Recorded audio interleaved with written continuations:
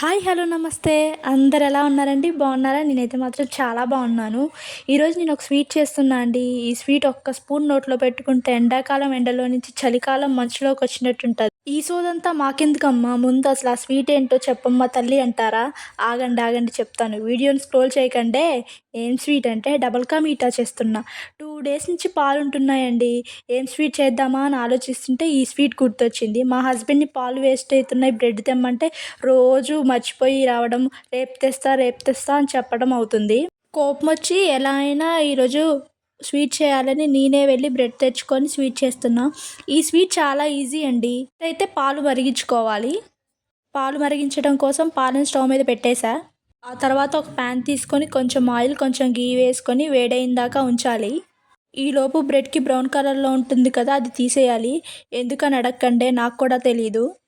ఇప్పుడు ఆ బ్రెడ్‌ని ఆయిల్‌లో వేసి డీప్ ఫ్రై చేయాలి. గోల్డెన్ బ్రౌన్ కలర్‌లో వచ్చిందాకా ఫ్రై చేసి పక్కన పెట్టాలి.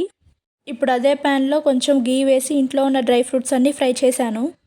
ఆ తర్వాత అదే ప్యాన్‌ని వాష్ చేసి పెట్టి 1 టీ గ్లాస్ షుగర్ వేసి షుగర్ మునిగేంత వరకు వాటర్ పోసుకొని పాకమేం అవసరం లేదు. షుగర్ కరిగి కొంచెం షుగర్ సిరప్‌లా వస్తే చాలు. ఇప్పుడు అందులోకి ఫ్రై చేసి పెట్టిన బ్రెడ్‌ని వేసి ఆ తర్వాత కాగబెట్టి పక్కన పెట్టిన పాలు పోసి 2 మినిట్స్ ఉంచి స్టవ్ ఆఫ్ చేసి ఒక 30 మినిట్స్ అలా ఉంచి ఆ తర్వాత ఒక బౌల్‌లో వేసుకొని ఫ్రై చేసి పెట్టిన డ్రై ఫ్రూట్స్ వేసుకుంటే ఆహా! అద్భుతంలా ఉంటుంది. నేనైతే ఇలా చేశాను. మరి మీరెలా చేస్తారు అనేదైతే కామెంట్ చేయండి. ఈ వీడియో నచ్చితే please do like, share and subscribe to my channel. Bye friends.